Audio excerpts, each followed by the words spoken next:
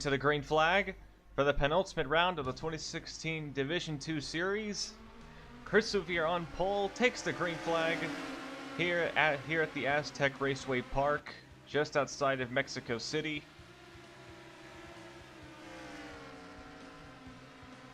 Into the first bend of corners. Souvier alongside Kyle Schock Jr. battling for first place, trying to see who can clear the other.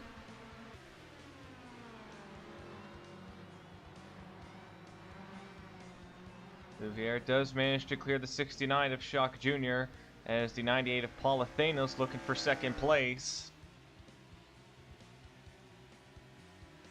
Aztec Raceway Park, just recently built, probably one of the more unique looking tracks on the schedule. A lot of banking changes, a lot of elevation changes as well. It's been quite the interesting course as we begin to complete the first lap. The championship battle is essentially coming to a head as Satsuki Yakajor, she is currently 20 points out of being eligible to face Jabri for the championship at Auto Club. She must gain a minimum 20 points on the 97 to be mathematically eligible to fight for the title. And Satsuki passes by Dunlaprade. That's progress. If Yakajor can essentially win this weekend and hope Jabri doesn't pull off any surprises, the 41 should enter Auto Club with a pretty decent chance, I'd say. Jabri currently in 10th place in the 97. She's quite a ways back from Satsuki, but what we have seen at this 97 team is that they have had a knack for consistency. As you can see, the 41 of Satsuki Yakajor, a pack is forming. It looks like she might have had some kind of perhaps contact with the 01 of Laprade. Henry Sanford in trouble as Chris Dodd in the 60 gets into the back of him and turns him into Henrietta Fitzwater, who had nowhere to go, and she slides off into the grass, and Eric Wolf gets a small piece of the wreck as well. Here's a replay of an incident that happened on lap 1. Coy Harley gets into the back of the 14 of Robert Piet, and they both go hard into the retaining wall. And now John Arndt in the 05, he is in trouble. His car is coming to a slow halt. He gets off the track onto the inner banking. And John Arndt's day looks like it's going to come to a very quick end. And the 05 team, who was looking to make some ground towards second place, looks like their progress is going to be a little bit halted.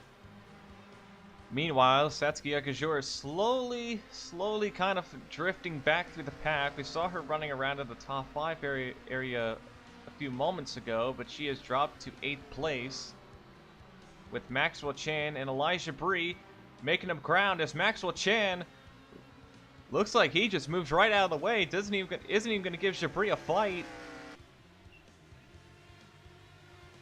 I'm not quite sure if that was perhaps an order by the Subaru team or Chan just... I don't know. Looks like Chan just let him go. It's just going to let Jabri head towards Yakajur. This could get interesting. That 97 picking up some pace here, slowly moving through the field. Some more racing back here in the mid-pack as Chris Dodd and the 60 slides way up the track, almost gets into the 96 of Bobby Jones. Chris Dodd does not have a lot of paved road course experience. He's more of an off-road racer and was an emergency sign-on to drive the 60, and he has blown up. The 60 of Chris Dodd is blown up in the 31 of Jacob Ante gets to the back of him, and the rest of the field now trying to make evasive action. Dodd was having some trouble controlling that car, and it looks like his day is done as well. Elijah Bree getting a huge run on Satsuki Yakajor. This is a big battle for the championship here. This is a big points battle as the 41 Satsuki Yakajor for the past couple laps has been trying to get past Sebastian Torres, who has held this 41 car off, And Torres sliding through turn 1. He is all over the place, and Satsuki just has nowhere to go. As Jabri now looking for a hole. He gets into the back of the 41 and shoves her right out of the way. That was not nice. Jabri basically forcing his way past the 41. And I don't think Satsuki saw that one coming. Jabri looked like he was willing to basically put that 41 on the wall to go by her. Well, that puts Jabri in front of Satsuki for now. If Jabri finishes in front of Satsuki at all, he clinches the title. Battle for 10th place, Joseph Curtis on the back of the 99 of Maxwell Chan. This is for 10th, and so far, Joseph Curtis looking quite decent so far as he forces his way next to the 99 of Chan. And Joseph Curtis, who has not been very impressive so far this season, is looking quite spiffy so far. Looking for one of his best finishes of the season. But Mikhail Dahlstrom now hunting from backwards. He wants to get by Curtis and Chan and see if he can make something towards the top 5. At 26 is pretty quick, decently quick. Another battle on track that we've been told of is between Jason Tross and Alex Morgan. We've been told that they've been making some contact for the past couple laps as they battle for 4th place here. And Tross getting into the right side quarter panel of the 95 of Alex Morgan. Tross around the outside looking to make the pass. Trost, who has kind of fallen off the last couple of races, hasn't had as many good finishes as he did in the start of the year, where I believe he was temporarily the points leader, if my memory's correct. But Trost is doing his best, trying to get by Morgan, but Morgan's a tough one to go by. Battling just outside the top 20 is Corey Williams. And Williams better runs the season, gets to the back of the 11 of Takumi Hirano, who flies into the air after some contact with the rock wall. Oh, Henry Sanford in the 8, nowhere to go, gets into it. Jacob Anthony, William Brock, and Tyson Block all getting involved, and that's a very momentous crash in the first sector of the course. Hirano, despite flipping, drives the car away. Chris Louviere going to lead basically the rest of the field down pit lane for the one stop needed for this race, as we are just over the halfway point. You can see nobody gambling or taking a risk to go out an extra lap. It's just Louviere, looks like. Pit stops kind of leveled the field a little bit, as 2nd through 10th are now pretty much stuck together under a blanket, as Ali Jabri had the biggest gain out of anybody as she moves up to 4th place. Louviere has actually extended his lead, but you can see 2nd and 3rd of Trost, who goes up to 2nd, and Kyle Shark Jr. just not too far behind. Satsuki Yakajur, though, she continues to drop places as she's in a hornet's nest with Alex Morgan, Sebastian Torres, and now Dunn Laprade, who makes a bull dive to the inside, and he gets it to the 41 of Satsuki, and he sends her right off the track. Dunn Laprade made a huge dive bomb into that corner, going 3 wide, and it looks like he hopped the curve and got into the 41, and that's going to send them all the way outside the top 10. And as if Satsuki's championship could get any bleaker, Dunn Laprade might have just locked the title up for Jabri.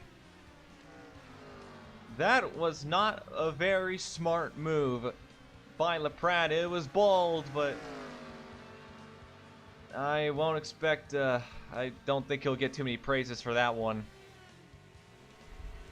Jacob Anthony, who is severely off the pace as he doesn't really have much of a car anymore. And Robert Piet gets it to the back of the 31.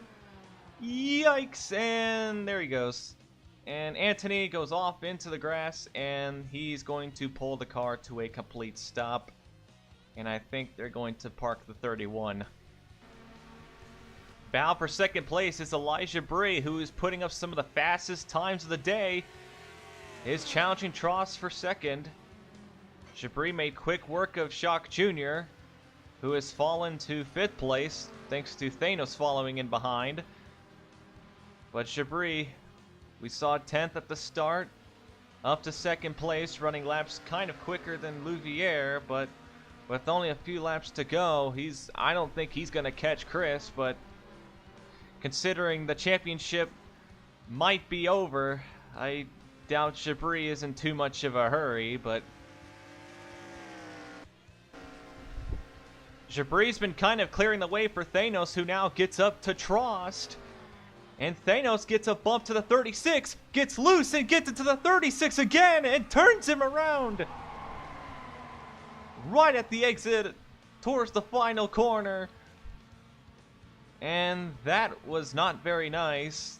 Thanos got into the back of the 36, it looks like, and then Thanos, I think, lost control and got loose and bumped him again.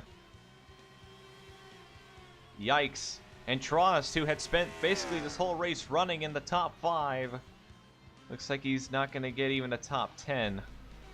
Coming to the white flag, Chris Louviere, who has led every lap of this race, trying to go by Sam Young, who's not being a very courteous lap car. And finally just lets him go. Chris Louviere, it has been a little bit since his last win in Division 2. Had a strong start to the season, winning the season over, but kind of dropped off as the season went on. And kind of quietly dropped out of the championship race. The defending series champion, a pretty solid year, I'd say overall for him, but wasn't exactly the pole master that he was last season, but he has dominated here in Mexico for the most part. And with only just a few corners to go here in Mexico at the Aztec Raceway Park. Coming off the final corner is Chris Louviere, who wins here in Mexico in the penultimate round of the season. But perhaps more importantly, as he rounds the final corner, Ali Jabri, the Moroccan, for the Subaru Racing Team, is going to come across the line second place. He will clinch the 2016 DuPont World Series of Racing Division 2 Championship. All he had to do was beat Satsuki to clinch it, and he pulls it off. And a very impressive run, and Jabri's essentially dominant season in terms of consistency comes to an end in a very, very classic fashion, and he clinches the title, something we haven't seen in quite some time.